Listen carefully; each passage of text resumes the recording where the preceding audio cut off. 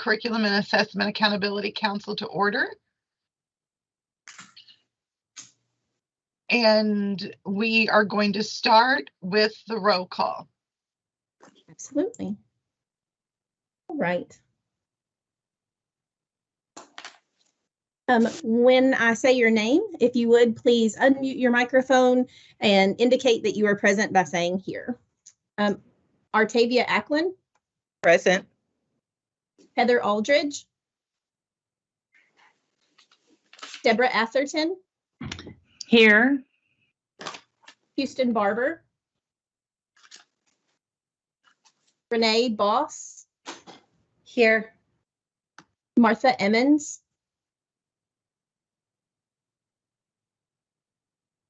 I know she's in here, so Chuck Fletcher. Here. Janabeth Francis. Here. Leslie Jeffries is not going to be with us today. Lisa Keir. Brenda McGowan. Here. Kristen Putnam.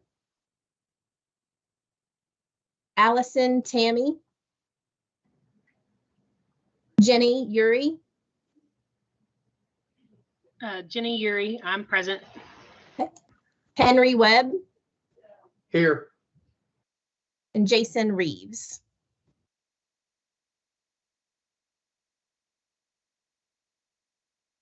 And I do believe that we have a quorum. I'm going to check in the to make sure, Madam Chair, that we do. I have 8 who have said they are present, but I think that there's one that just didn't have their mic. So I'm going to check that and I will verify with you in just a moment. Okay, well, that is going on. Please, if you haven't yet, will you review the minutes from our September 20th meeting? They can be found in the Google folder. So while Melissa checks on our quorum, if everyone else can review the minutes. While we're doing that, this is Martha. I am here. I think I'm the one who wasn't able to speak. Perfect. That's exactly who I was looking for. Thank you so much. Okay, so quorum. Come on. We do have a quorum. So at this time, I'd entertain a motion to approve the minutes. Artavia Acklin, I so move that we approve the minutes from the September 20th meeting. Thank you, Artavia. Do we have a second? Chuck Fletcher seconds. Thank you, Mr. Fletcher. All in favor? I think, Melissa, do we need to do a roll call vote? Not for this one. Okay. All in favor, raise your hand. Excellent. Okay. And this time, I'm just looking through the participant list. I believe we are going to, I don't think Dr. Glass is on yet. Let me check real fast here. I do not see that he is. Oh. Is he? Dr. Glass, are you on?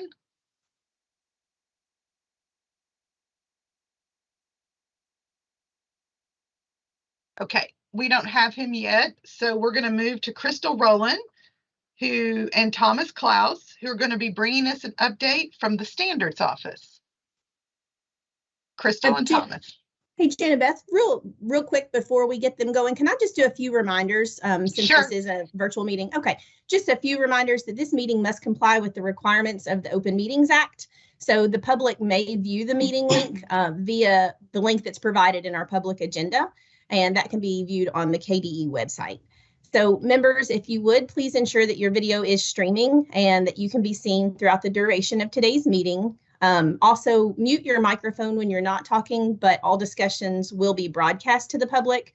So be sure that your microphone is not on mute when you speak. And if you have any problems, let Ben or myself know. Agenda items requiring a vote will require a roll call vote to record that. So every time you speak during the meeting, just unmute your mic, state your name, and take a short pause, and this will give our software time to recognize you.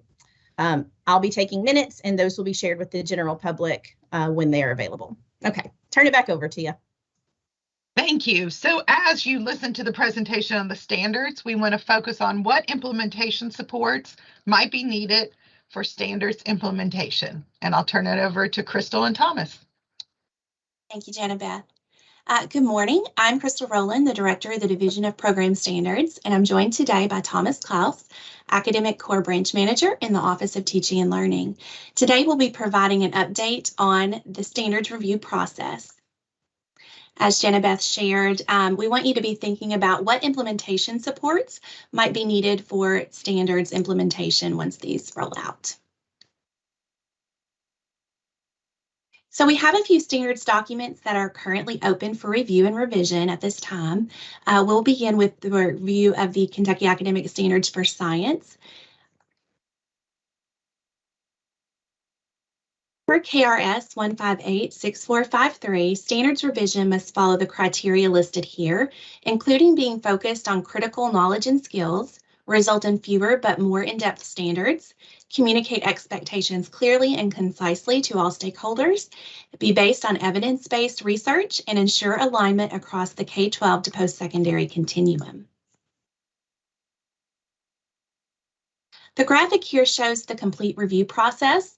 The science standards are on step 9, which will be to present the standards to the Standards and Assessment Process Review Committee before the standards are presented to the Kentucky Board of Education in December.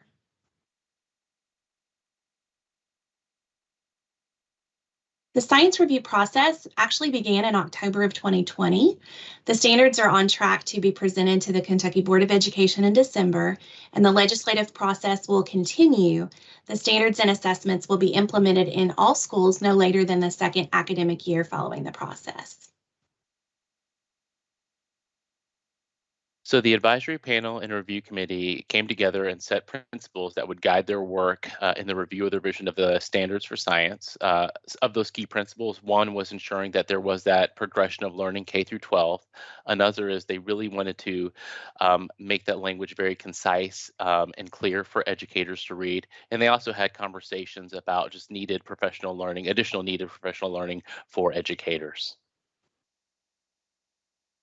So the initial feedback on the current Kentucky Academic Standards for Science was collected by our Region 5 Comprehensive Center.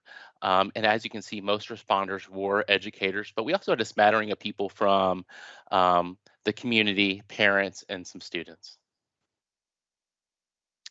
After the advisory panel and the review committee responded to that public feedback, a new draft Kentucky Academic Standards for Science was put out for public comment again. Again, you see most responders were educators, whether they were teachers, administrators, but we also did have, again, representation from parents and other community members. Overwhelmingly, the feedback in this round was around the readability and the need for resources. A majority of those people who responded to this survey had no proposed changes or comments, but for those who did have comments, most of their comments related to individual performance expectations around the science standards. Additional feedback was sought in the form of focus groups, and these focus groups were led by the American Institutes for Research. And really, these focus groups look to get additional feedback from groups like higher ed science instructors, EPPs and science teacher prep, parents, students, and administrators. So just wanted to make sure that we got the document in front of many different education stakeholders to get feedback. The redesign around the Kentucky Academic Standards for Science was focused on largely making the document more readable. That's what the majority of the comments were in the initial feedback, and in the other public comment was making sure that things were clear, concise, and friendly for educators and other stakeholders.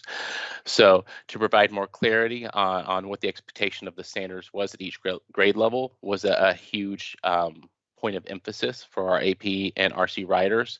And in order to do that, what they did was they provide additional clarification within the architecture and the lookout of the standards.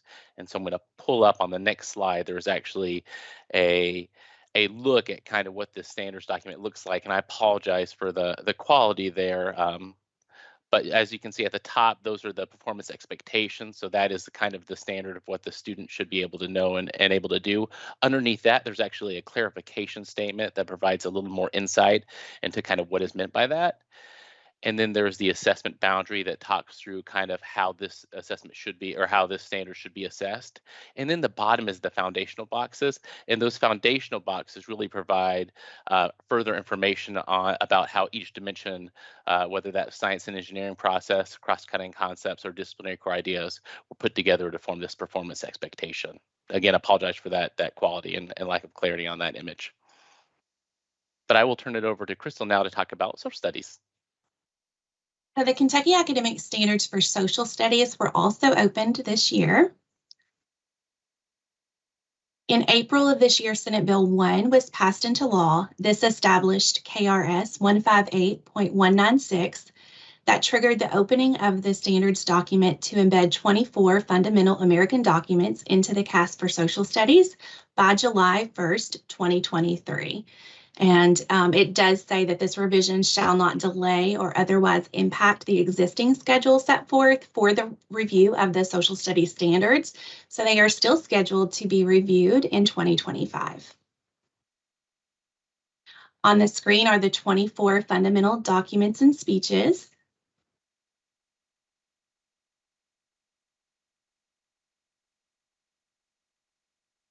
Again, this review does not replace the full review process that is scheduled to take place in 2025. The next steps for the Kentucky Academic Standards for Social Studies will be the same as the CAS for Science. They will be presented to the Standards and Assessment Process Review Committee this month, and then they will go on to the Kentucky Board of Education in December. Implementation will begin in August of 2023. So a couple things to note here. So within the Kentucky Academic Standards for Social Studies, there are the standards, and then there are the clarification statements. So as you all know, the standards represent the goals or learning outcomes for an educational program. But then the disciplinary clarifications within social studies documents are in there to include content and concepts to help teachers understand the expectations of the standards. So similar to the science standards, just there to provide some more background. Bring these up because the committee's inserted for this revision, the committee's inserted those fundamental American documents that Crystal showed into the clarification statements where appropriate as a way to support teachers in implementing them across the standards. And then, Crystal, will you go back one slide? Sorry. And then I wanted to pull up this 5th grade standard. So the reason we pull up the 5th grade standard is the AP and RC, the committees, recognize that the 5th grade standard seen here was mentioned as being a model. So what they did was they took this standard and they made a slight change. So they used the language of fundamental to ensure that they aligned to the statute. And this was also done in order to ensure that there was alignment and coherence across the grade band. So they took that 5th grade standard and just added fundamental here. Additionally, the committee created a new standard for 8th grade. The standard is time-bound, so it fits within the history disciplinary strand of middle school, which is 1600 to 1877. And as you can see, within that standard are also the documents and speeches from statute that fit into that time period. And then at high school, there was also a new standard created, again, time-bound to meet the time of the U.S. disciplinary history strand of 1877 to the present. And as you can see within that standard, those fundamental documents are also explicitly laid out in there. While science and social studies revisions are closer to the end of the game, the Kentucky Academic Standards for Visual and Performing Arts are really kicking off now. So the advisory panel right now is responding to the initial comment, and what they are doing is they are finalizing the architecture that will be the foundation for the document. So they are actually meeting tomorrow, and it's virtual, and there's a press release today. So if any of you all are interested, that meeting is tomorrow at 9 a.m.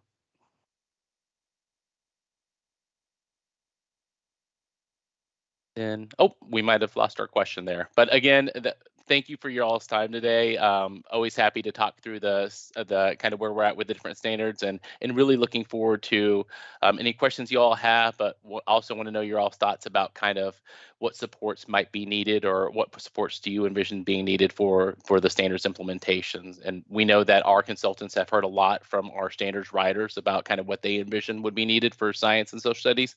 But really looking forward to the conversation and the feedback we get from you all.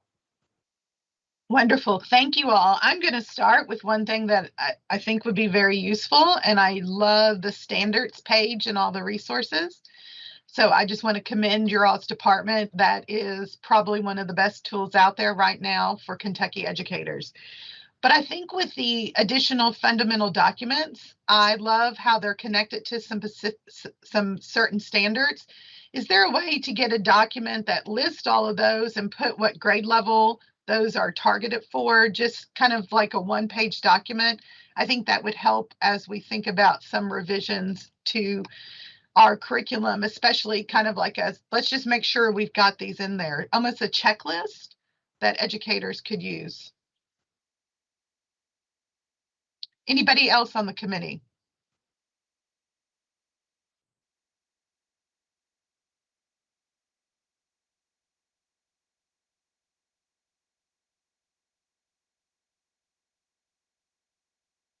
Okay, I would also just want to bring up August 23rd is when they're going to be final, correct, for implementation? Yes, so the CAS for social studies is expected to be completed by July 2023. And so they should begin to be implemented in August of 2023. Okay, so just from a logistical standpoint of schools, the sooner we get it in the summer, you know, our professional learning, as you all know, starts in the summer. So if we're going to pull people together, even if we say, you know, here's the latest version so people can actually start using that, would be great. Any other thoughts or comments from the committee? Well, I look forward to visual and performing arts. I love to read those standards, and so it'll be great to see that revision. Thank you, Thomas and Crystal, for your work. Oh, let's see. I'm going to check here if I have any other thoughts. Yeah, agree. We need them ASAP. Right. If we can have them to start the summer, that's such an important part for schools to really have those as we start summer professional learning. Absolutely. Thank you, Janabeth. You're welcome. At this time, I'm going to turn it over to Scott, who's going to talk to us about work-based learning components as an option for post-secondary readiness. And I'm looking forward to hearing from Scott today. Scott? Yeah, thank you, Janabeth, and thank you all for having me today. I'm Scott Uselis. I'm the data manager here in the Office of Career and Technical Education here at KDE. And as Janabeth said, we're going to talk a little bit about work-based learning as an option in post-secondary readiness accountability. So the guiding question I would like to share with you all and would like some feedback on, you know, after we go over some of the specifics here. What concerns might you have with the benchmarks for the proposed new work-based learning career readiness indicator? And in parentheses, cooperative, internship, and I'll explain what we mean by experience-based work is something a little bit different. So kind of keep that in mind, and we'll probably come back to that at the end. You guys are probably more experts on this than I am, but I did want to go over some of the changes made to Kentucky's post-secondary readiness indicators through Senate Bill 59 from the last legislative session. So just walk through that very briefly. So a couple of the high points, it amends KRS 158.6453 to delete the 10th grade college admissions examination. It amends KRS 158.6455 to add post-secondary readiness indicators to the statewide accountability system. And as a result of Senate Bill 59, amendments to the post-secondary readiness measures listed in 703 KAR 5270, Kentucky's accountability system will be needed. So let's dive in a little bit to the specifics in Senate Bill 59 for assessment and accountability. So post-secondary readiness for each high school student, which shall be included as an academic indicator and shall be measured by one of the following. So there's 5 bullet points that were created by SB 59 in regard to post-secondary readiness. So meeting or exceeding a college readiness benchmark score on the college admissions exam or a college placement exam approved by the Council on Post-Secondary Education. Achieving 3 hours of college credit or post-secondary articulated credit by completing a course approved by the KBE. That indicator was halved. If you recall in the previous system that was 6 hours. That was lowered to 3. So no longer 6, it is now 3. Achieving a benchmark score on an advanced placement, international baccalaureate, Cambridge Advanced International, or other nationally recognized exam approved by the KBE that generally qualifies the student for 3 or more hours of college credit. This again was a slight change. If you were to benchmark on this in the previous system, it did cite 2 examinations, whereas now it simply says 1. They have to benchmark on 1 of those examinations. And the one we're really going to talk about today is the highlighted bullet here, completing a required number of hours or achieving a benchmark within an apprenticeship, cooperative, or internship that is aligned with a credential or associate degree and approved by the Kentucky Board of Education after receiving input from the SCAAC. So this is somewhat new and somewhat not. Apprenticeship has been part of previous accountability systems for what we used to term as transition readiness, which is now post-secondary readiness, in the form of what we call the TRAC certificate, or Tech Ready Apprentices for Careers in Kentucky certificate. That has been a benchmark previously. The new part of this is that co-op and internship are cited as an indicator for career readiness. So again, we're going to dive into that a little bit in the following slides. And then finally, I did also want to point out achieving any industry recognized certification, licensures, or credentials with more weight and accountability for industry recognized certifications, licensures, or credentials identified as high demand. This is the one way in the new accountability system for post-secondary readiness that a student may earn a bonus.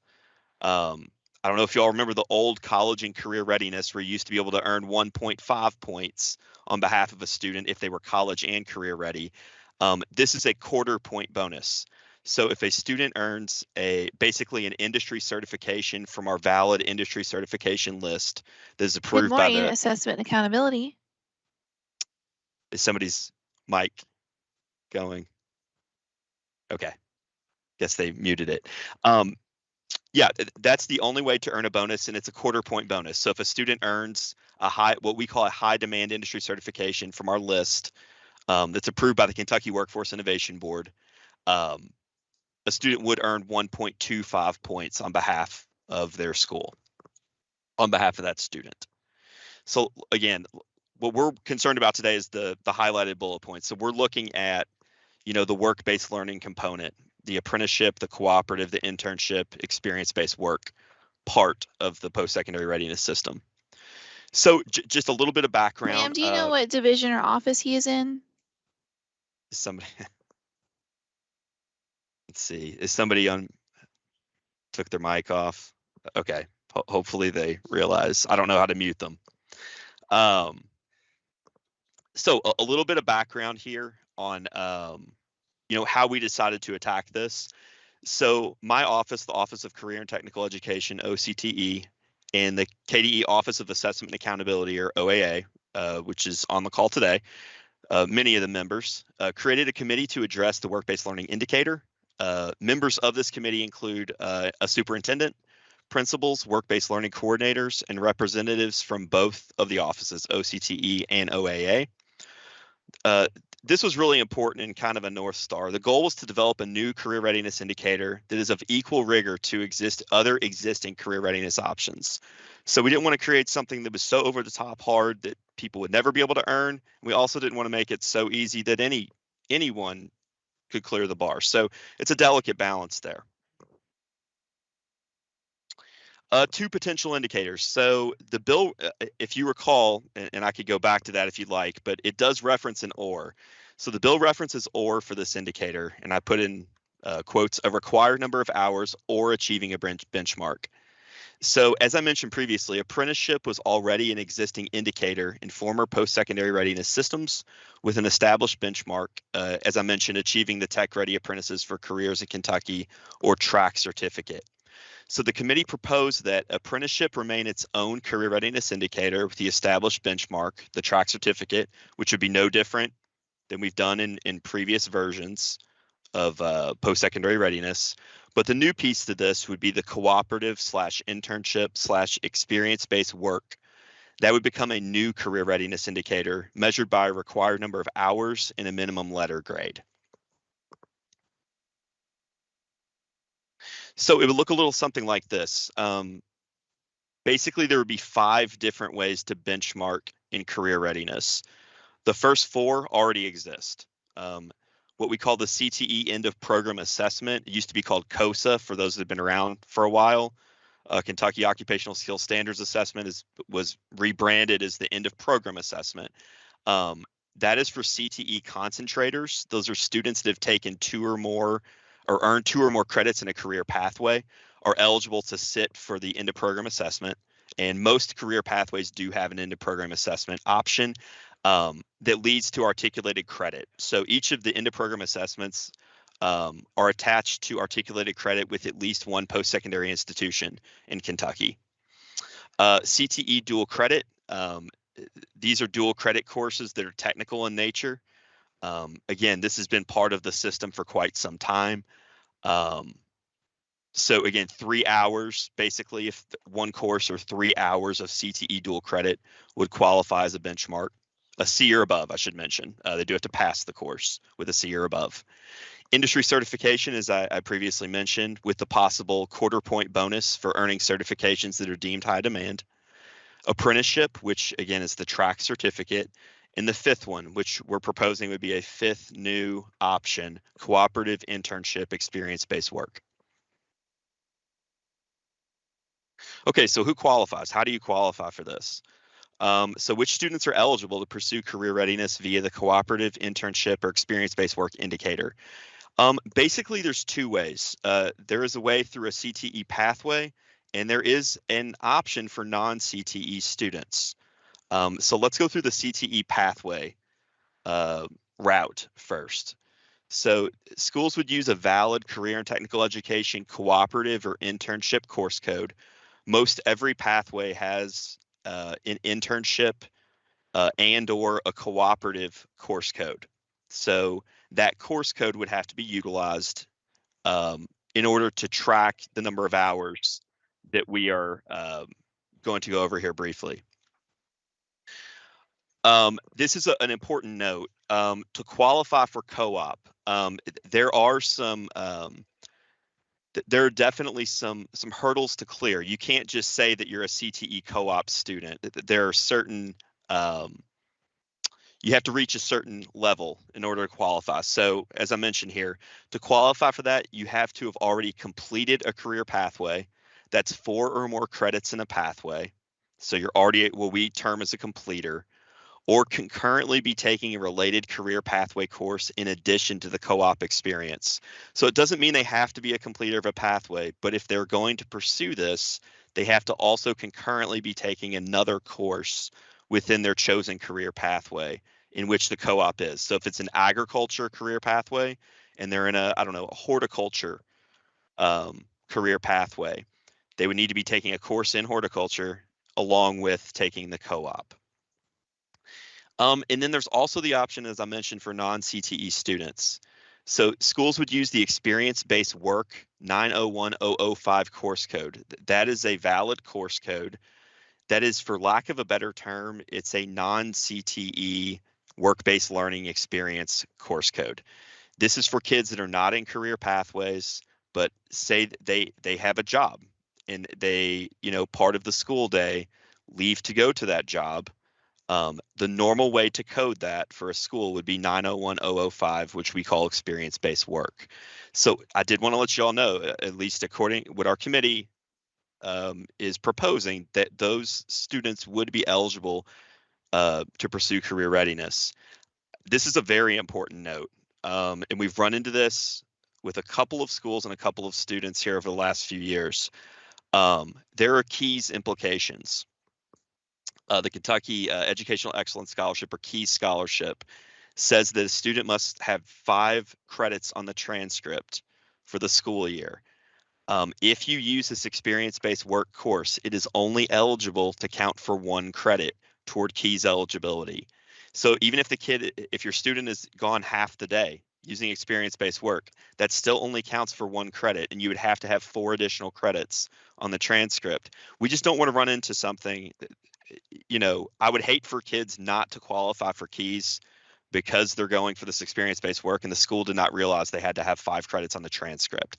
So I really wanted to be clear about that, that although that is certainly eligible to use, you have to be careful and you have to make sure that kids remain eligible for their KEYS scholarship, or else you'll have, you know, some parents very upset that their student does not get to claim that that money. Okay, so kind of some more specifics. Proposed minimum hours.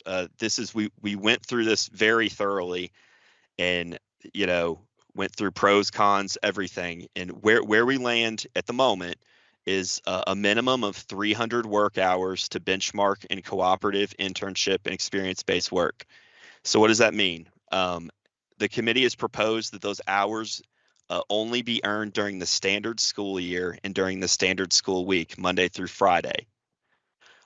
However, a student may count all hours worked during the standard school week that are connected to the experience, including outside the school day. So if the student leaves at 1 o'clock, and that's in the calendar for the school, and they work till 7 o'clock, they would be eligible to claim all 6 hours, not just the time they were in school from say 1 to 3. They would be able to claim 1 to 7 p.m. in that example and be able to claim 6 hours for that day. However, part of those hours earned during the standard school week must be reflected in the student's schedule in Infinite Campus using an eligible course code. So there has to be a way for me, I'm the one that would be tracking this, there has to be a way for me to see a course code and be able to track it via course code. So whether that's a cooperative, a CTE cooperative course code, experience-based work, an internship, CTE internship course code, a valid course code of some sort in Infinite Campus that I'm able to track. To be able to help in counting students as being earning this benchmark.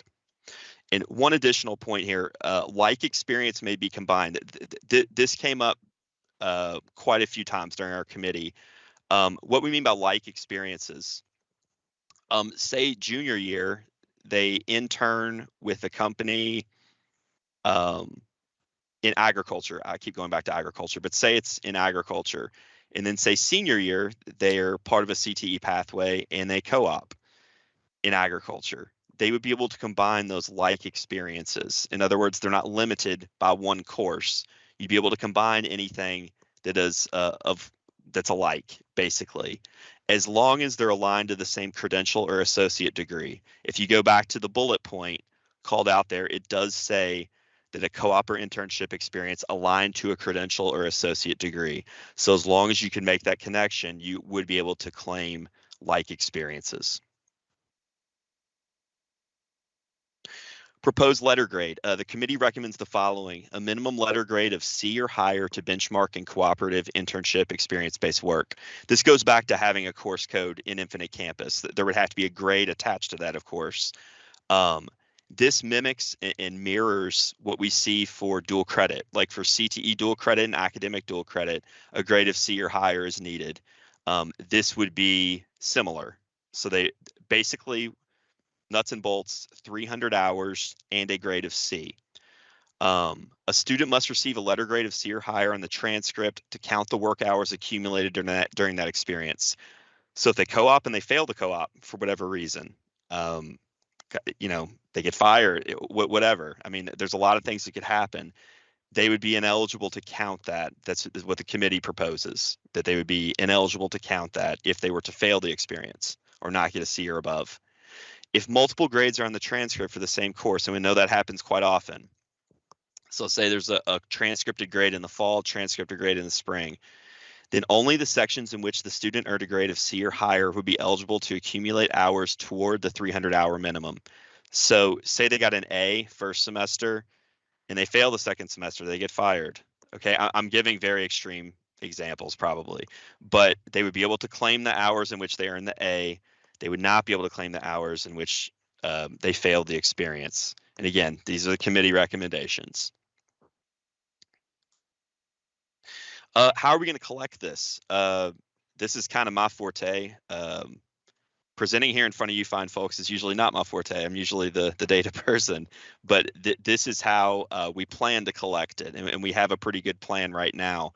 This would be a new collection in IC, an Infinite Campus, and the committee suggests that the following fields be used to capture cooperative internship or experience-based work data. So there would be a drop down for work-based learning types. So you would choose cooperative internship experience-based work, the course name, the course state code that you're using, the valid state code that would be being used, the number of hours completed in that particular experience, who the employer is. Obviously, we're not going to have a drop down for employer. That would have to be a text box where you all would have to enter, the employer they're working with. The career cluster it's connected to. That's more of a, if you're familiar with Perkins, that's kind of my world. It's basically what type of career is it? There's a list of maybe a dozen different clusters it could fall in. What is the aligned credential or associate degree you're aligning this to? And what was the grade earned in that particular related work-based learning experience? So all of that would be captured in Infinite Campus. We'd be able to pull that directly from Infinite Campus to be able to see who did benchmark and who did not benchmark in this particular indicator. Potential documentation. We went round and round about this one too. Here's what the committee suggests. Documentation for co-op internship experience-based work would be kept on file at the school. Basically, there would need to be a work agreement, and we have links to these in our work-based learning manual. We have a work agreement form that we're proposing be used. That's basically a very basic form between the student, the parent or guardian, and the employer, just what the expectations are for that particular experience. We would ask, the committee would suggest an employer evaluation. They would normally have to do this anyway to show, like, hey, did they do a good job? Did they perform as expected? Those sorts of things. And then safety training if applicable. And it's really important to put that because some of these, I don't know how familiar you all are with some of our career and technical education pathways, but some of them are in the skilled trades, in some heavy equipment. It could be in construction, it could be in heavy equipment, it could be in manufacturing, it could be in welding. Obviously, there's some safety components to that we would need to make sure were addressed before you throw a kid in a welding lab and tell them this is the experience. And that's kind of par for the course. I mean, that's kind of common sense. You would make sure that those kids have completed the applicable training if needed. In some areas, it won't be needed. In some, it will. But if it is applicable, we would ask that that be kept on file. We're not asking that you upload documentation to IC. We want to make this, believe me, we want to make this as simple on you all as possible from a data perspective. I'm not asking for you all to upload these. We do ask that documentation be kept on file and be readily available. If your school or district were to be audited by KDE, which we do each year, we have a consolidated monitoring process that audits about a dozen districts a year. So if you were one of those districts and one of those schools in those districts and you said a kid benchmarked in this, we would expect for you to have documentation proving that they did in fact complete that experience as stated. And that's where we are right now. So I know my original question was about concerns around the proposed benchmarks and things of that nature. So at this time, I'd be happy to answer any questions that I can. Okay, I open it up for questions from Scott. I have a question. Chuck Fletcher. Yes, sir. Hey, Mr. Fletcher. You mentioned in your last slide there, you talked about the different documentations. Could we go back to slide? Yeah, that one. Sure. You said work agreement, employer evaluation, safety training if possible. What about the agreement between the school and the student? Yeah, that is kind of implied in that work agreement is what the school would have the student fill out, but you're saying a separate agreement between the school and student. I would just say at least think about it. I'm not sure if it's the direction that you need to go, But I Yeah. think it'd be good to look at okay, we're going to allow you to leave the school and go to this agreement with the workforce. But then what agreement they need to have between the school and the student?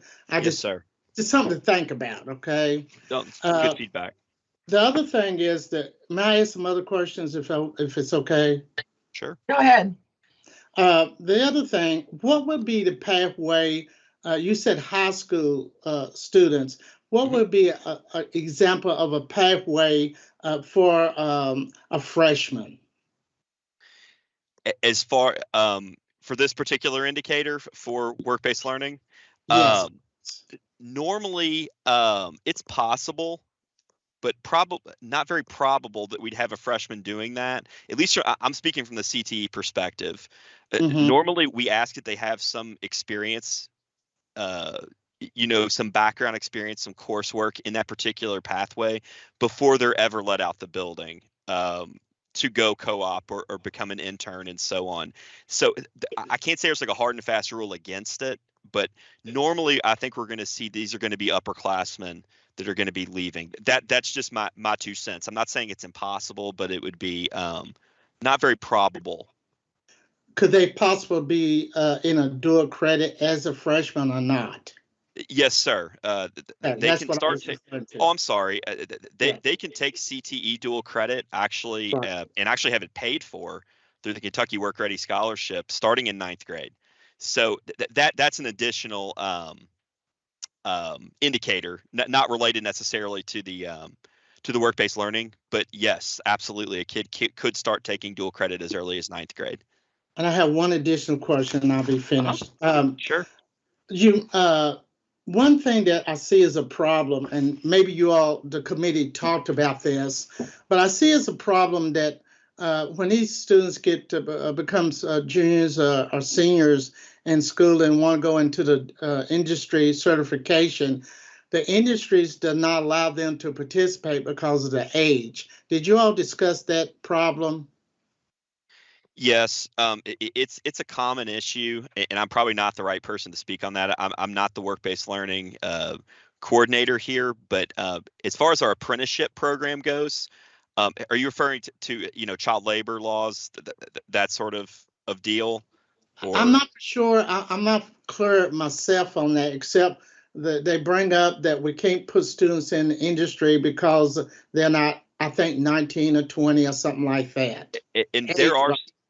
Yeah, we do run into that sometimes, yes. And I do know we've overcome some of those barriers. How specifically we have, I'm probably not the right person to speak on that, but I could connect you with someone in my office. Mary Taylor in my office, who's our track coordinator, has gotten over some of those hurdles, but you're correct. That's definitely the number one thing we hear is that they're just too young to be here.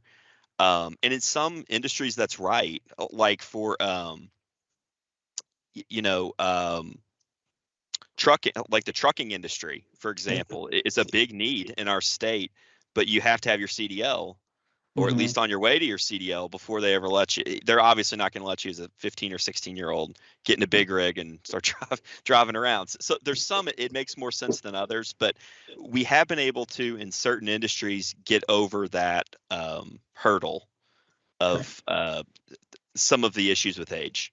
And I'm sorry, that's probably a really crummy answer, but no, you're fine. Thank you so much. Okay. Hey, yes, I'll sir. jump in here and let you know that Henry Webb just wanted to remind everybody that that is often an employer-specific guideline based on their liability. So he's in favor of what was presented. I think Martha had her hand up next. Martha? Sure.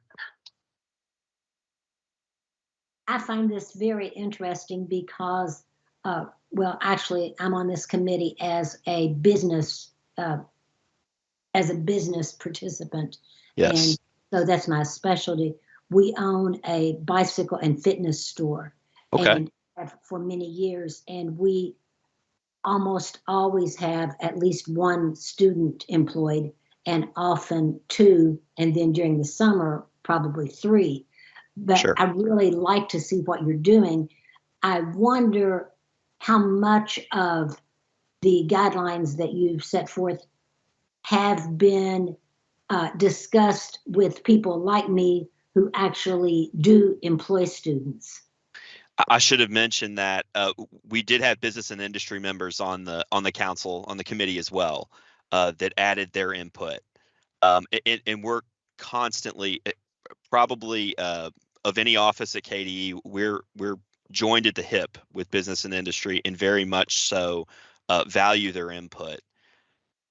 So their concerns were certainly taken into consideration. And if you're ever willing to serve on any of our committees, I'd be happy to happy to connect you to some of our initiatives here. Actually, I might be better on one of those committees. I have felt on this committee that I've had very little to add and have been like feeling, I just feel like I'm a bump on a log.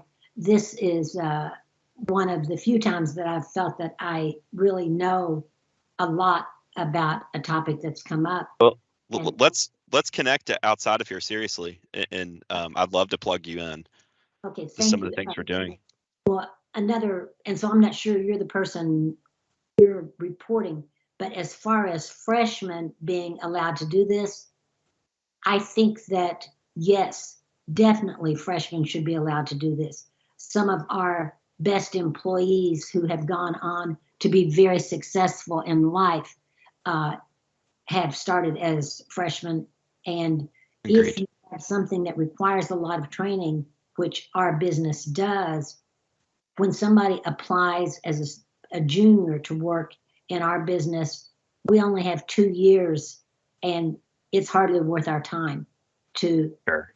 Even if you're an adult, you may not realize that a bicycle business is so technical, but the fitness equipment and the electronics and the training and the certifications that they need to obtain, 2 years for a high school student and the hours they can work, it's hardly enough to, by the time we get finished training them, Sure.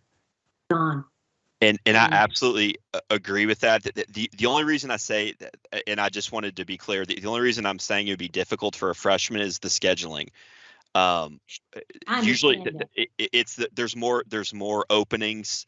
I certainly agree. They should get out there and get working. Just because some people may say, oh, they're too young. They may be too young for trucking, but I can think of all kinds of things where they would not be too young. And, absolutely. Yes. And at any rate, that's the other thing I wondered was not allowing them to count Saturday hours, because in retail, or many businesses, like our good friend who first of all started working for us in high school and now owns his own interior design firm and was just our past Chamber of Commerce president, started at a high schooler working for us. And on Saturdays in his business, as well as ours, is when you see clients, when you spend a lot of time, when you really have a great deal of learning because you have all day. Right. And I agreed. The only concern we had with counting both weekend hours and summer hours was it goes back to that rigor I was talking about and trying to make it of equal rigor to the other indicators. It would, I don't want to say it would be easy to get to 300 hours, but if you allowed everything to count, you might be able to get to that number a lot quicker and maybe not experience I understand some of the other. It's really a delicate balance, but I certainly, we went again round and round about the hour, what should count and what should not. And one of the compromises I think we came up with was that allowing them to count the hours they do work outside of the school day during the school week was the. But I certainly agree that yes, that they're going to get the most probably interaction with the public and so on the weekend, right? I mean, that's when people go shopping and go do what they need to do. So I definitely agree with that. Well, I understand what you're saying, and particularly summers. I mean, yeah. Yeah. Right. Okay. Thank you very much. This is very exciting. You're welcome. Very welcome. Let's connect off here, okay? Jenny, you had a question? Hi. I just wanted to start off by saying this is, when I saw this, I was very excited because I think it's a great opportunity for students. And I thank you all for all of your hard work on this. I can tell that you've thought about it a lot. And again, just really appreciate you taking the time and effort to, give more options or open up more options for students. As a high school teacher, I really like to see this. If I can just make 2 quick points before I ask my question. Sure. To Chuck's point, I just wanted to reiterate, and I think Mr. Webb had also said the same thing. In my very small community, the Dollar General only hires 18-year-olds, and it's like Mr. Webb had said, it's all about their liability. So my students, they have a hard time finding employment within our county because so many places just don't hire kids, under 18. And Sure. So I just wanted to just kind of reiterate or reinforce that.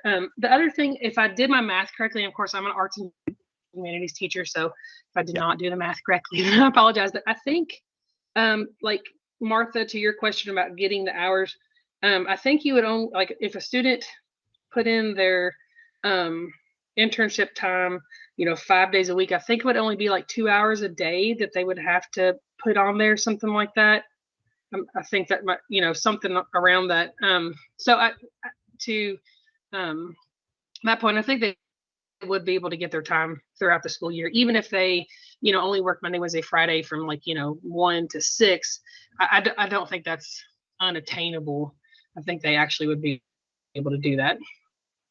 So Yes. My question is, again, I'm from a Title I school, a community that does not have a lot of opportunity and or jobs.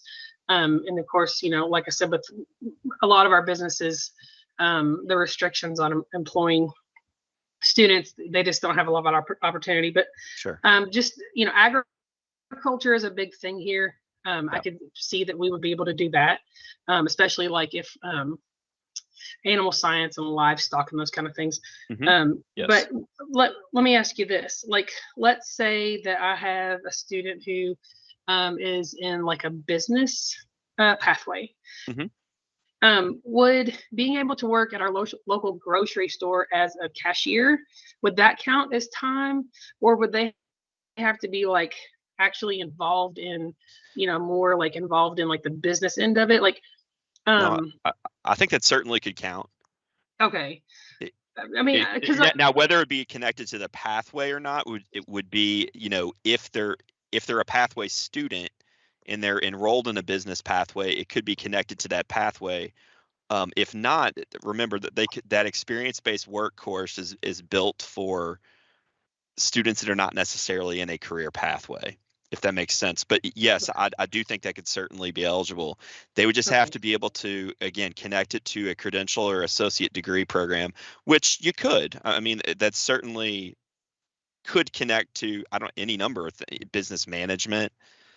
Okay, see, that's what I was wondering. I was like, would a cashier, if I had a kid who was in a business management pathway, would being a cashier, would that work? I mean, again, and it's just because we just have very few opportunities in this area, in this county. So, and I had actually, texted my principal and was like, oh my gosh, this is so exciting. And he was like, yeah, it's great, but we just don't have many opportunities. So I'm sitting here trying to, wrap my brain well, what would work, here in Owen County? Or one other thing I could say is, in many cases, we see the school district actually employing kids. Okay. In internships, for example, there's a fine line between internship and co-op, and I don't want to get too deep into this, but co-ops have to be paid. It's a non-negotiable. A co-op has to be paid if it's an official co-op. Internships can be paid or unpaid. So there are sometimes I've seen, for example, IT students that run help desks for the high school or for the middle school, things of that nature. So agreed. I know it's not equitable around the state in terms of places to work, but there are places that have gotten creative with that. So just wanted to throw that out there as well. Okay, thank you. Or Mhm. like, just one more. I'm sorry to take up so much time. I'm just excited about this. So it's like I want to take it back to my PLC. Um, like if a student was in our education pathway and then like worked 2 hours as an aide in the kindergarten classroom, like that's what you're kind of talking about, like those kind of things. I think potentially, yeah, potentially yes. I'd have to look at. I think yes, that could work. So if we as a CTE department get together and start trying to think about ways that we can get students into this program, and like we have a proposal, like we want little Johnny to go work at the greenhouse or whatever. Like, do we contact you to like see if that would work? Like, if that would qualify? Like, how do we do that? You certainly could Okay. reach out to me. I'd be, everything's a little bit different. Every circumstance is a little bit different. So, but yeah, Right. I'd be happy to take any questions that you have. Yeah. And Jenny, I think you're talking about what my question is for Scott. And Scott, that simply is, you came here today to get feedback. What's the next steps and when will this be official? Because we are just now hearing about this idea. Sure. Well, And yes, and I guess I should talk about that. This was never an option for career readiness, so it was never captured from a data perspective. The only thing we had, of course, we had co-op and internship course codes, but all you can tell from that is that a kid passed or not. There was nothing around any of the quality behind that. This became part in SB 59 last spring. It became part of the post-secondary readiness accountability system. They allowed us not, in other words, I don't know if y'all recognize, but for post-secondary readiness, we use the new definitions in there. So like the 3 hours of dual credit, like the scores you all just got on your school report card for post-secondary readiness, those were all the new version of post-secondary readiness. The only thing that wasn't included was this, because we did not have, and they gave us permission to have a year to get our act together and figure out a way. We have to have a way to capture this now. So again, from a timeline perspective, that's why we're just now hearing about this, is that we were tasked with figuring out a way to capture this. As far as like where it goes from here, again, I'm not super experienced with this, but I do know that from here it goes to LSAC and then to the board. If any of my friends are from OAA are on, they probably know the better specific timeline, but I know that's our next steps after today's meeting. I hope that answers your question. Yeah, you did. And that's what I want to remind everybody. It's so exciting and we're thrilled to have this opportunity, but it's not official yet. So remember, this council gives a lot of feedback as things are moving along the way. So as you have more ideas or thoughts, you can reach out to Scott. But remember, we were seeing this to give our feedback, and then it will go through. And when it is final, I assume it will come out from either CTE or from the Office of Accountability and Assessment. Yeah, well, there'll be a big blast out once we figure this out. And this will be the Infinite Campus data collection I was talking about. We're on track. We're going to have that ready by the spring. So if you have kids doing this year, you will be able to, if you have seniors doing this year, you will be able to count some of those experiences. I wanted to, assuming all this were to go through, we'll have, a mechanism in place to where you'll be able to track that, and I'll be able to track it from an accountability standpoint. Does that make sense? Can I say just one thing real quick? I'm sorry. Sure. I didn't raise my hand. I was just going to say, I appreciate you, Jana Beth, for saying that. But I just was also thinking about how like sometimes it's so hard to get stuff coordinated that even like it sounds like to me that like it's pretty reasonable to think this is going to be approved and going to be an option, right? I mean, we feel pretty good about this. It's spelled out. It's spelled out in the Senate bill. Okay. So Gotcha. Okay. in some way, shape, or form, we have been tasked to have a way to collect this. Now, as far as the number of hours, the grade, all that sort of thing, I can't speak to whether that's finalized, but that's again one of the reasons I'm here today. Yeah, I was just thinking like, schools that wanted to take advantage of this could start at least making those relationships and like, you know, making a draft, you know, structure of where we could put students. We could do that. That's a reasonable Yes. plan for now. Okay. That's very Thank you, reasonable. I think the key is just remember, until we get the final word, the details aren't set in stone. That's Gotcha. right. Martha, you had your hand up. Is that, Thank you all. you have a question, or is that just an old one? I just wanted to be clear to Jenny and anyone else who maybe misunderstood. I had no doubt that students could get 300 hours easily. I was speaking more from what's in it for the employer, because you want to be able to get employers who are excited and For sure. we don't always need, in fact, it would be a real disruption to have a kid for 2 hours come in. You need to have them for longer periods of time, and you need to have flexibility in your scheduling. So for at least from our viewpoint, it would be hard to have a kid every single day for 2 hours. So I was just speaking that you want to make sure you have employers buy-in, and you said that you're working very closely with employers. So you answered that question. But no, I wasn't concerned that they could get 300 hours. It would be easy to do that. And I will say, just from our perspective in CTE, this is a big push of ours. We want to have more kids in work-based learning experiences and opportunities. When you look at the number of kids we have that are eligible to co-op an internship, I'm speaking just from CTE pathways, it's a small fraction of kids that actually do get out there and co-op and intern. And I agree, it's not as easy as snapping your fingers and saying, oh, we're going to put this kid in an internship or a co-op. I know there's a lot of work that needs to happen from behind the scenes, but we're definitely looking for more kids to experience. The data suggests, you know, that the more kids we get out there and the more experience they get, the more successful they are post high school. Some of the data we have from KY Stats proves that. So I'm sorry, that really has nothing to do with anything. I just, we're definitely excited about getting more employer buy-in for sure. Thank you, Scott. Other questions for Scott? I think I could say without any doubt that this committee is definitely in favor of all the things you brought and looking forward to seeing it be finalized. Thank Very you again, good. Scott, for your time. Sure. Thank you all for having me. I appreciate it. I'm going to propose that we take a short stretch break. It's either 9:04 or 10:04, depending on where you are in the Commonwealth. And so let's take 10 minutes and convene at 9:15, 10:15.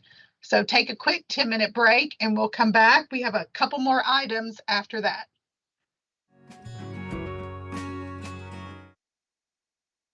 I'm good, Janet. Live. Okay, thank you. Welcome, everybody. We are back from our break. This is the School Curriculum Assessment and Accountability Council. And up next is Meredith Brewer, and she is with the Office of the Commissioner, and she's here today to talk about the Portrait of a Learner. Our question to think about is, what experiences have you had, if you've had any, with a Portrait of a Learner in your home district that might help inform SCAAC as well as KDE? So Meredith, I'll turn it over to you. So much. I am happy to be here with you all this morning to talk about our Board of Ed's work to develop a state-level portrait of a learner. I have the distinct honor and privilege of serving as executive director to our amazing state Board of Ed. And a few years ago, they set a goal to develop a state-level portrait.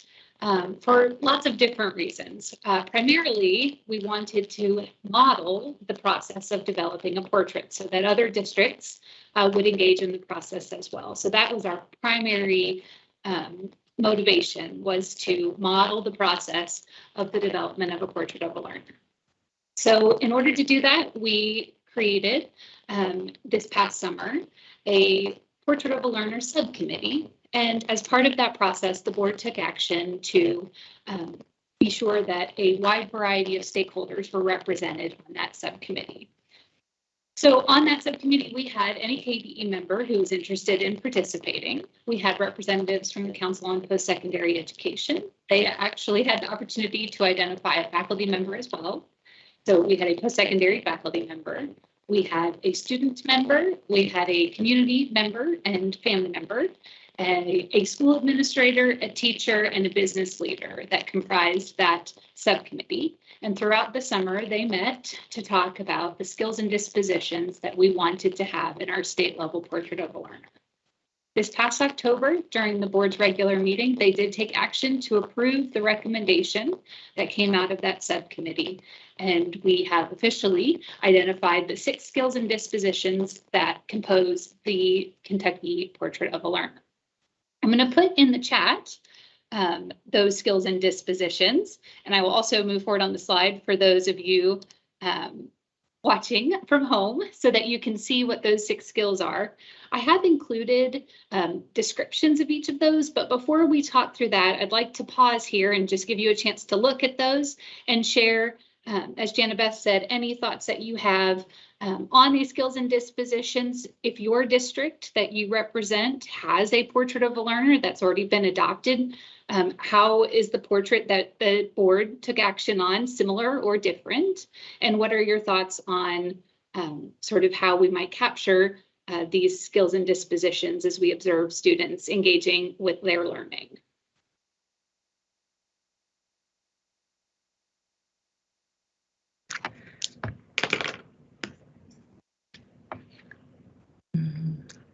Feel free to just share, or if you'd like to raise your hand. I'm not sure what the appropriate procedure is here. Hi, Artavia Ackland, Shelby County Public Schools. Shelby County does have a portrait of a graduate, is what we've been calling it. And we've actually had ours for several years. And I'm looking at the skills and dispositions, and they line up with ours almost perfectly. Like where you all have engaged citizen, we have global citizen. Empowered learner, we have lifelong learner. But for the most part, the skills and dispositions and the characteristics line up amazingly. And we are to the point now where we are making sure that our students are applying the skills across content from kindergarten through K. So when we do our exhibitions of learning, they're not only exhibiting their learning as far as their content knowledge, but they're also intertwining which dispositions from the profile of the graduate have they employed in their exhibition of learning. So this makes me happy that it's going to go throughout the state. So thank you for sharing. I'll jump in and read a couple comments from the chat. Henry Webb appreciates the work, and he says the NKY region through the co-op has invested in coming up with their own portrait of a graduate about 2 years ago. And Renee Boss, who's in Woodford, says they're currently working on that, and they're calling it the profile of a learner. Outstanding. Other comments? Yeah, any other comments as we sort of are looking at this statewide portrait, how it fits with the one that you might have at your local district, where your district maybe is in the process? Anything that you'd like to share?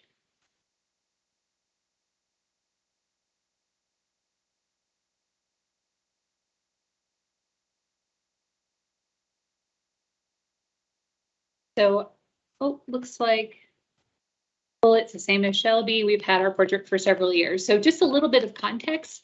The work toward developing a statewide portrait actually started several years ago before our current board was in place. And at that time, leadership at the department pulled together groups of people to provide input. And actually the first 5 sets of skills and dispositions were identified at that time. And so that portrait was sort of in place, a little bit in limbo. And we encouraged, as part of that process, Dr. Pruitt at the time, who was commissioner, encouraged districts to take part in developing a portrait.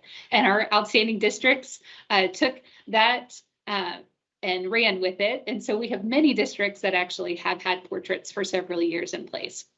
Our current board wanted to revisit this and make sure that the skills and dispositions that had been identified previously were still the ones that were valued by the board. And we actually, through this process, as I mentioned, with those stakeholders that we had in the subcommittee, added that sixth disposition around creativity. So that creative contributor was added. In our discussion, which is all recorded if you'd like to watch it. It was a wonderful discussion that we had in our different subcommittee meetings. They talked about how important it was to have creativity named explicitly as a separate skill. There were some members who felt like creativity was embedded in all of the previously identified skills and dispositions, but there were several who felt like by naming it as a sixth disposition, it would give it the appropriate attention and purposeful inclusion. So that's how we ended up with 6 when we had 5 before, but it's outstanding to hear that there are lots of districts that have this work underway. Another thing that I wanted to share with you, our brilliant chair, Dr. Lou Young, wrote an editorial, an op-ed about this work to develop the portrait. So I'm going to put that in the chat as well. She is a leading expert in this work. She is a faculty member at the University of Kentucky, and she oversees the Next Generation Leaders program there in the College of Ed, and they actually support districts. I know they've worked with Shelby. I think they're working with Woodford now on the development of their portrait. And so in her piece that she wrote, she helps to frame why we felt it was important to have a state level portrait, as I said, to model that process, but also provide some great definitions as to kind of what is a portrait and why is it important that we have one. One thing that I do want to share that I think that she captured beautifully in her piece is that when we have a portrait, it is sort of a identification of the aspirations that we have for every learner, what they will know and be able to do when they leave the education system. And so that's why we have this. I know that many of you mentioned that it was Portrait of a Graduate. In the piece, she does identify that we have lots of different exit points throughout the educational journey of students. It could be as they transition to middle school, as they transition to high school, and then of course, as they graduate from high school. But there are lots of different points at which we may want to take account of sort of that student's journey and their development of these skills and dispositions. At this time, I can go through the sort of our descriptors. It is in the slide deck. Chair, would you like me to go through kind of those definitions and we can talk about them and get feedback, or would you like me to talk about kind of where we go from here? I think why don't you just click through real fast so we can all see them, and then let's talk about where we go from here. Do that.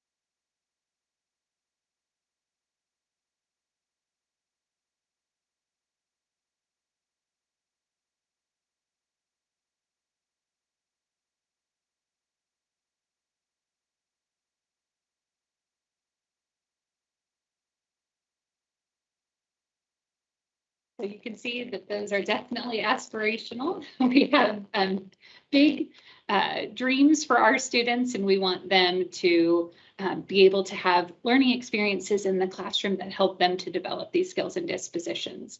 I'm sure that you've heard about United We Learn, which is our big vision for the future of education in Kentucky. And part of that work is the development of the Kentucky United We Learn Council. That council, similar to the coalition that you may be aware of, that sort of helped to develop the report that we then based our United We Learn vision on, the council will have members that represent a variety of groups. And we're going to meet together in person twice a year. And then we also have standing committees where those members will engage in specific work to support kind of the three big ideas of United We Learn. And this portrait of a learner will be embedded throughout that process, because ultimately that instructional shift that takes place in the classroom and the experiences that students have every day are what will help us be able to achieve the goals that we've set out in this portrait of a learner, right? So we want all of our students, when they leave the Kentucky public school system, to be able to not only speak to the experiences they had and opportunities, but also to be able to portray and exhibit all of the skills and dispositions that are outlined. So, as I said, the Kentucky United We Learn Council will engage with the approved portrait of a learner and provide recommendations on where we go. But we also, the subcommittee, approved an implementation plan so that we could kind of think through the next steps for this work. Number one on that list was to organize local and statewide engagement with the portrait of a learner. So we want to get feedback from all of our stakeholders, just like we are today, to talk about their thoughts on the state level portrait. We also want to have an opportunity for these types of conversations around local portraits and how they are similar and maybe different from the state level portrait. We also want to talk about kind of how we are engaging stakeholders in the development of the local portraits as well, to make sure that we have the representation of all the impacted groups. We are this is something the board has charged the department with doing, developing teacher and leadership profiles that describe the different ways of leading that are necessary to advance the student portrait. Kind of alluded to that with our United We Learn work. We talk a lot about deeper learning, opportunities where students can engage with a more complex set of experiences in the classroom.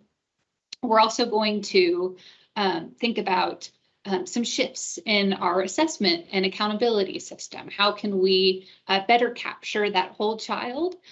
We know that our current accountability system is very heavily emphasizing sort of content knowledge, but how can we create assessments that provide opportunities for performance based assessments or opportunities to exhibit learning?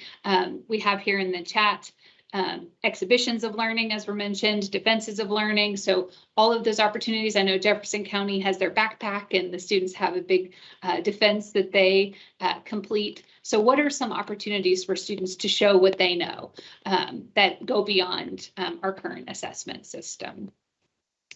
And then we're going to encourage alignment of these initiatives at every level across the system. So we're going to figure out a way that we can make all of these different pieces fit together for the betterment of our school system. So that's part of our goal with this portrait of a learner statewide.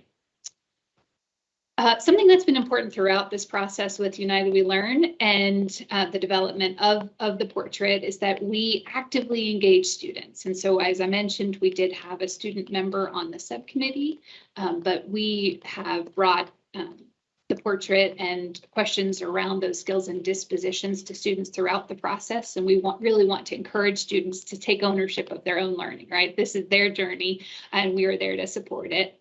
We also want to build on community context and assets. A big part of United We Learn, as we know, is about that local community and that sort of conversation that the school district has with their community about what are the expectations that the community has for the school district. So when students come into the school district, what does the community want those students to experience?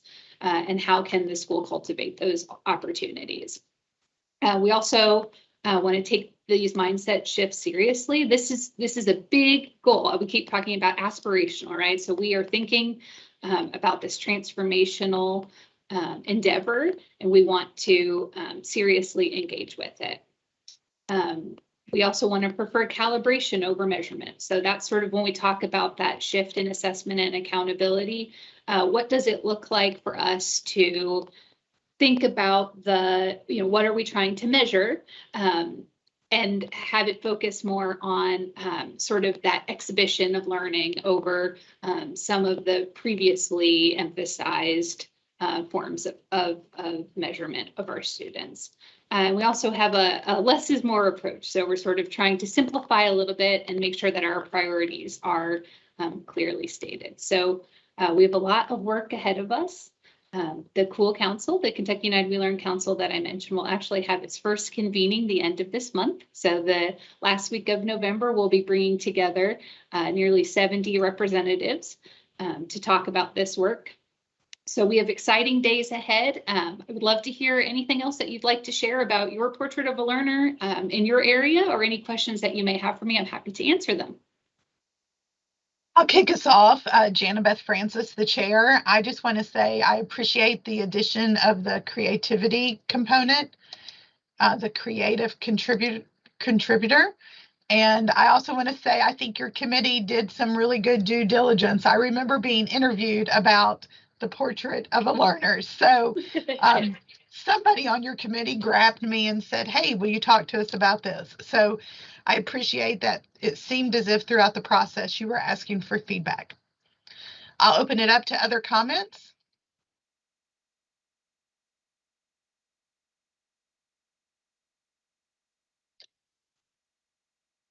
Meredith, I think you can look through the chat. It seems as if the people who have experience with this have been very pleased with where their district is traveling. And I think what's great is that KDE did model this process, and a district can either adopt the portrait of a learner from KDE or they can start down their own path. And I'm glad to see there's so many similarities. Anyone else with comments? And I do want to share, I know that we have heard from some districts some apprehension that the state level portrait would somehow supplant the work that they have done locally. That is not the intention of our board or our commissioner. They have very explicitly stated that that is not the goal. We want to have those locally developed portraits. So I do want to just reassure everyone that work that you have done will be honored throughout this process. And we really, as a board, wanted the board members stated very clearly that they wanted to go through this process, involve stakeholders, and make sure that they were aware of what is desired for our school system, but in no way to try to circumvent the work that has already been underway. Well, thank you all. I'm so glad I was able to be here today. Please don't hesitate to reach out with any questions that you may have. You will get the full slide deck so you can look through. I know we clicked through quickly those descriptors, so you'll be able to have those to look at and let me know if you have any questions in the future. Thank you all so much. Thank you, Meredith. I'll remind everybody, but that the entire slide presentation can be found in our Google folder, as with all the other agenda items. So we're moving right on time. And at this time, I'm going to turn it over to Rhonda and Jennifer, and they're here to give us some assessment and accountability updates. It's been a busy couple months for them, but the goal for today's discussion is just really to think about how the newly released KSA items and the assessment blueprint for science might actually be utilized in our districts as instructional resources. So Rhonda and Jennifer, I'll turn it over to you. Thank you. Good morning, everybody. It's great to be with you today. And, what an exciting conversation that we just had with Meredith and you as a group around the portrait of a learner. And the Assessment Accountability Office is very supportive of this development of a new way of assessing and potentially holding people accountable in the state system. And so Jennifer is leading one of those subcommittees as part of the United We Learn Council, with co-leading with Brian Gong and Susan Lyons in our psychometric support group. And so we're excited to see how this evolves. And for the current assessment, which meets federal and state requirements and law, we have a couple of things that are new that we want to kind of bring to you today. And I know we have our question that we'd like you to take a look at. And I think Jennifer has control. Yes, and there it pops up. We want to talk a little bit about released items. This is a new set of release. We've released items in the past, but we do have some statutory language requiring us to release in a particular way. And now that we have the first operational assessments in place post-COVID, we are able to begin that release. Ideally, we'd like to have the release closer to the time of the data being released, but this year we had so many pieces that were new, such as the standard setting work, both for the system, the accountability system, as well as for novice, apprentice, proficient, distinguished with content areas. And so we do have some released items that are beginning to roll out that have some data components. And we also want to just kind of loop you back to your first conversation and talk a little bit about the science blueprint. Because that was done in coordination with the standards work that you heard about at the beginning of the meeting today. So that's kind of our two big topics, a little bit about release, a little bit about instructional, then obviously we're available for any kind of questions you might have of us. And I know we've had a few things in chat that we've tried to respond to today. So I know Jennifer's on, and I'll kick it over to her to talk about released items and also give greetings to you. Thank you, Rhonda, and good morning, everyone. I appreciate your time and attention this morning, and we're really looking to you for some guiding information about these very valuable resources and how they can be utilized within the schools and districts. We're very excited to release a subset of the Kentucky Summative Assessment. It is an online assessment. We use the Pearson vendor to help Kentucky teachers to create items, field test items, and then the items then become operational. So as part of our state statute, the department is required to release a set of items that have been utilized within the state operationally as we have available data for those. And the data, it's not only the items, but it is also data around the items and how our students performed toward those operational items as well. So we're excited that these resources are being released for use in the school and districts. The items will look very similar to a summative assessment. So it will have the front cover as any of our state assessments do through the Kentucky Summative Assessment. It will even say do not print, because that's the way summative assessments look. So obviously these are released and will be able to be utilized in many different ways.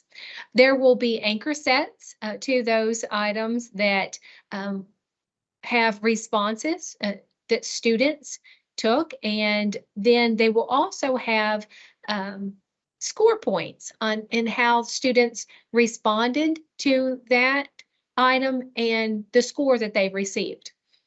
They will also have annotated sets, which the scores of that item, then they create responses on how the response scored, and those are released as well. So these items can be utilized in many different ways as part of learning around professional learning communities within the schools. It can be used as classroom assessments or also some common assessments across the district. There are also going to be data associated with each of the items, such as how the students responded, whether they got it correct or not, or if they didn't, which of the distractors that they answered more frequently. And so there's going to be a lot of data that are released for the use instructionally. So as we look here, the first, as I mentioned, the items will be released in a test booklet format. You can see here that this was the social studies. Right now, we have released items for social studies as well as on-demand writing. Both of those two content areas are out publicly on the portal that we have with Pearson, and they can be accessed immediately. And so you can see that there's items that are associated. And what you will find is that the items have numbers, and those numbers then are both numeric and letters, and then the score points that are associated with a response. So you can see here that this online assessment, this is an actual response from a student, and the score that the student received was a 1, and with the annotated set aligned to that specific item and that specific response, how the scorer, the human scorer, they graded or scored the item. So again, it can be used for instructional purposes, and it also is to help learning about the assessments and how the items align to the standards. The item statistics are not released yet, but this is an example that we released from science in the 2020. So there are science released items from 2020 that are out there, and that were actually administered in 2019. So those science items are good items that can be utilized. Now we will have additional science items to release, but these item statistics that are released on our current science released items have information around how the students performed on each of the items that have been released. You can see that it is broken down by all students, by gender, by race, as well as other student demographic groups. So you can see a breakout of the statistics by the student group, as well as then their answer choices. And you can see here that how all students, and this is a state look, here how all students did on this one particular item, and then how they responded to the distractors. So each school will receive information and data similar to this around the released item, so that schools can come to a better understanding of how their students are performing against the standards. And so we're really hoping that these released items that will be across all content areas eventually, as I mentioned, social studies and on-demand writing are released now and are public now, but we have plans to roll these out for other content areas as they become available. We didn't want to hold them till all the content areas were available for release. We wanted to get these out as quickly as possible because we understand that they are going to be very valuable for our learning across the Commonwealth. So let me pause there and see if there are any questions or any reaction to the released items. And as you can note here, this link will take you to the Pearson portal, the Kentucky portal that has the released items and where you can find future released items. And Jennifer, Janet Beth has also put that up in the chat. Okay, great. Thank you, Janet Beth. So a couple of different ways there that people can visit that site. And I think you said this, so I apologize if I'm repeating it, but just keep in mind that science has been one area we've had quite a few questions because there's some lower performance in science this year. And I think there's a real interest in looking at science in general, making sure that people are covering standards with science. And we will have new items as well as those existing ones that are already out there. So there was an early release with science, and now there will be more science items and more information. So I think that will be helpful. And Janet Beth, I'm a bit like you. I think another piece is the performance level descriptors that they really need to sort of look at that description of sort of the whole of a student's performance to get to a level of novice, apprentice, proficient, distinguished. And I think I started to have a question, but I wasn't sure which person said that. Well, Deborah just jumped in on the chat to say that she thinks these will be very valuable for schools and teachers, and I would echo that. I think there's still a lot to kind of go through. So a teacher just kind of digging through these on their own. Obviously, it's always best to do that work in a PLC. And so I hope districts will organize and schools will organize their professional learning communities around taking a look at these. And, as part of our conversation with you today, we're interested, once you start using them, to kind of get feedback, because, this is our first iteration of putting them out. There may be better ways to package them and still meet the intent of the law, make them a little bit easier for use. So, we're open to those kind of suggestions moving forward.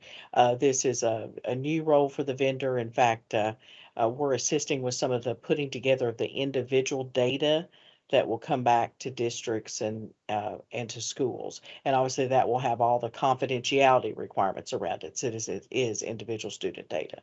So it won't be something the public will be viewing.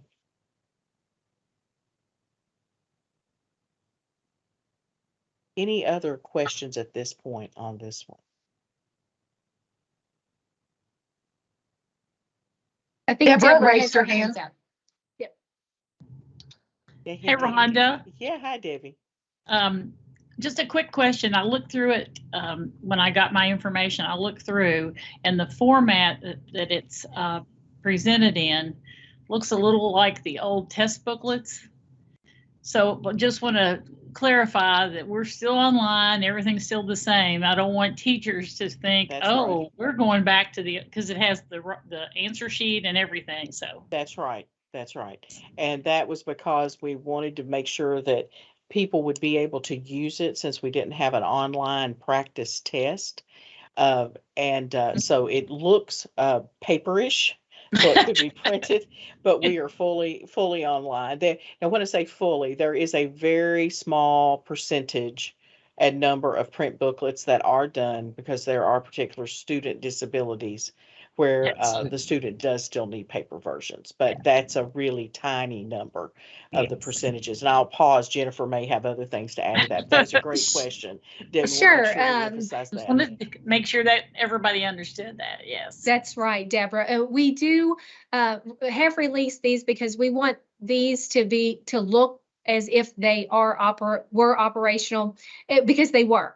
Yes. Those were administered in the spring of 2022, and the information and the data that are coming from these items will be very valuable in the fact that those are how our students from last spring performed. Right. And so we do have that, and we wanted to make sure that those looked operational. Now, we do have practice items around the online assessment that are different than these released items. The practice items, you just use those and to practice some of the knowledge and skills and develop that with our students around the online the test nav, so that students can get some experience with that online. These released items have more to them with the anchor sets, the annotated information, as well as the data around them. So they're a little bit different purposes. Oh yeah, it's awesome, because I think we've all wanted it for years now. So that's great. I think it's great. And especially the level of data around those standards, because teachers and instructional staff really want the data around those standards, and the amount of detail that are coming around those standards and how the students are actually performing and responding to those questions. You're going to be able to see that, and it'll be very powerful to know how your students are responding in your classroom. It's great. Thank you. Thank you. And, I think to bring us back to the conversation we had earlier around the exciting local work that's going on with a profile of a learner, as well as sort of the state model, we see these as just another tool. These are something else that can kind of, you can blend in however you think most appropriate. To your classroom experiences, or can this be a link that you do something more broadly in your school? But in no way do we think these are kind of a replacement of that more authentic work and measurement that you might do, or really, I think the term was sort of a calibration of student learning. We just see this as another support to kind of give information for what's currently in the assessment that can kind of link you to the standards and just be another sort of tool in your toolbox of things to use.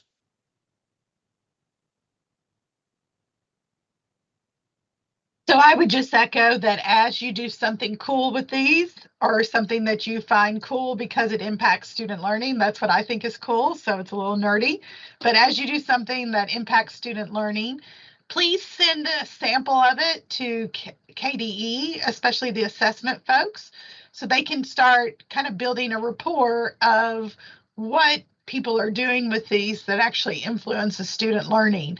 We have had a tremendous turnover in district assessment coordinators, and I think there are just a lot of people that want to make sure that our state accountability data is actually used in a way that impacts future learning of our students in the Commonwealth. So I think they're going to go on and talk a little bit about the science assessment blueprint. Absolutely. Just a few slides here to kind of conclude for you today. Again, looping us back to that very first conversation you had this morning with Crystal and Thomas from the Office of Teaching and Learning, as well as having a very defined process for revising the standards. The KRS, or Kentucky Revised Statute, the number is here 158 6453. That also includes how we develop a blueprint for the assessment. And our blueprints are sort of big picture of how the broad areas of a content are percentage-wise reflected in the assessment. And many times there is a range, particularly with science, there is a range of goal because of the structure of science has linked item sets around a science phenomena. And so just wanted to remind you of that KRS, and you can see it talks about the standards as well as the alignment of the assessments. Now, you remember seeing this sort of movement board on the path to reaching revised standards. And if you'll look down at the middle column at the very bottom, is where we begin to bring in the assessment blueprint work. So we started with the standards, the current standards. Several steps occurred with the Office of Teaching and Learning. And then once we got to the point of sort of releasing out or releasing out information for public comment, we began to also release the blueprint and collect public comment. And so we felt it was very efficient to run these two processes simultaneously. The first time we used this requirement, we actually kind of did the blueprint separately, and it really added on sort of a whole nother year of public comment and movement, and that was not an efficient way to seek the public advice. It also meant that we brought together groups of people. Some of them overlapped with the standards group, some did not. And so the group that serve as the review committee and the advisory panel for the standards work are the most steeped in the standards and the revisions and the comments of any group. So that same group looked at the comments that came back for the assessment blueprint. And so you can see the flow of those steps. Just a reminder, we entered at about step 5. And so if we go to the next slide, though, I wanted to share with you a little bit of the timeline, and then we'll also look a little bit at the comments we received. So now we're kind of on the same path as the standards. What's a little different is when this work goes to the Kentucky board in December, the standards are part of a regulation. So there's that formal regulatory process. The assessment blueprint is not in regulation. that allows that to remain a little bit more flexible as the assessment is built, and those have never been developed as part of a regulation.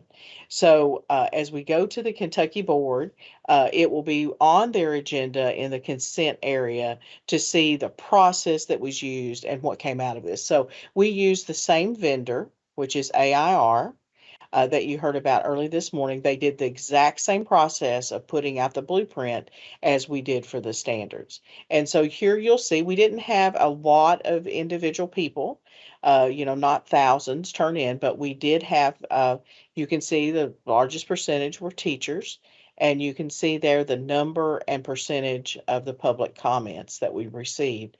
And that period was in the month of July of 2020 when we put that out for review.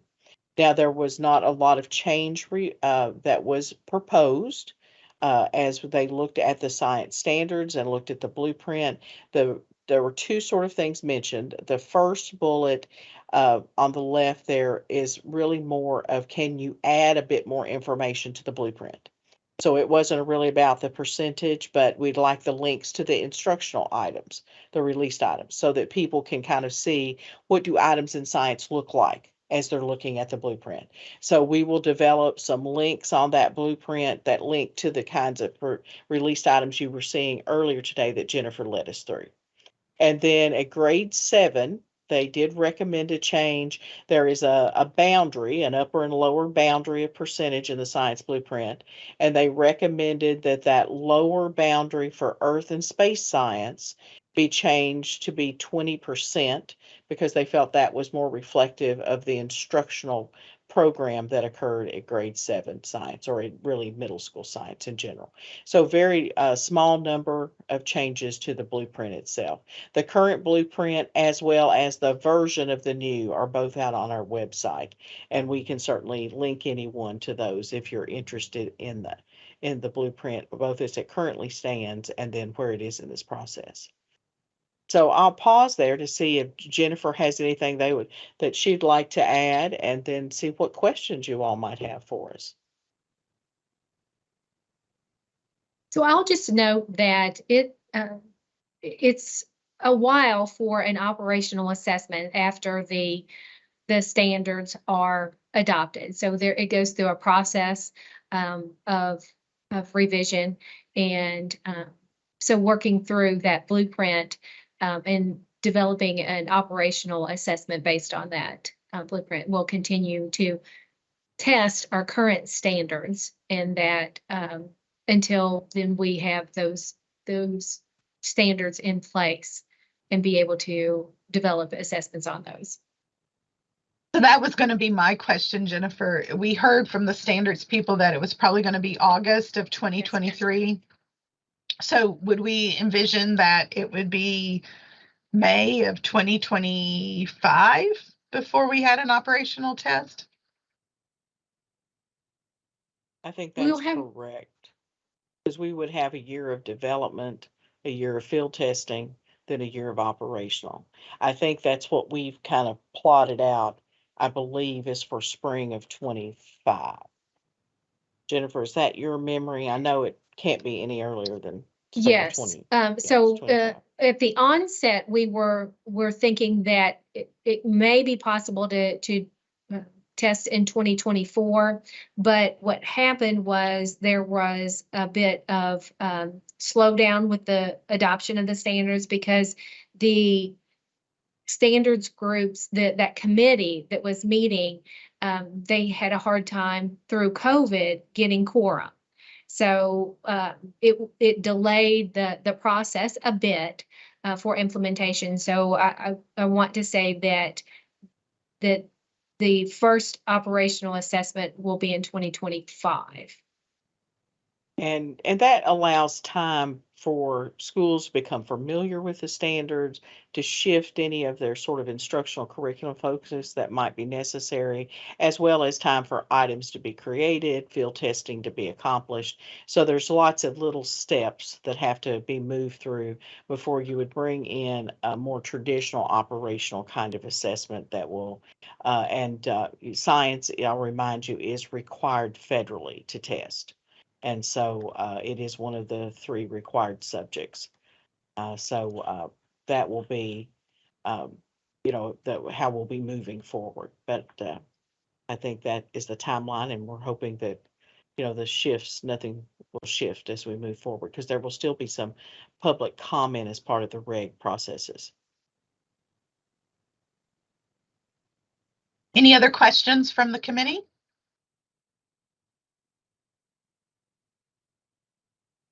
As always, Rhonda and Jennifer, we appreciate all your work. I know you all will stay on. I just want to open it up to any open discussion. Any comments? We have just kind of concluded the first release in several years of state accountability results. Wanted to give anybody an opportunity to share any comments or questions they have.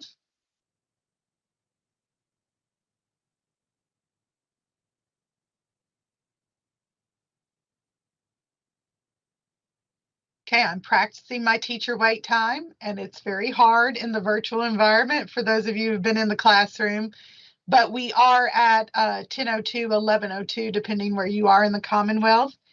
I want to remind everyone that our next meeting will be March 21st, followed by July 18th. Please try to mark that summer date down, September 19th and November 21st. At this time, if there aren't any more questions, I will have us adjourn the meeting. Motion to adjourn. Chuck Fletcher, so move. Thank you, Mr. Fletcher. A second. Second. Thank Debbie you, Ann. Deborah. Okay, again, we appreciate your attentiveness to our online SCAAC meeting, and we look forward to seeing everyone in March. As always, if you have any questions, don't hesitate to reach out to me or Melissa Chandler, who, as always, keeps us organized and moving forward. Thank you, everyone. Have a lovely Thanksgiving.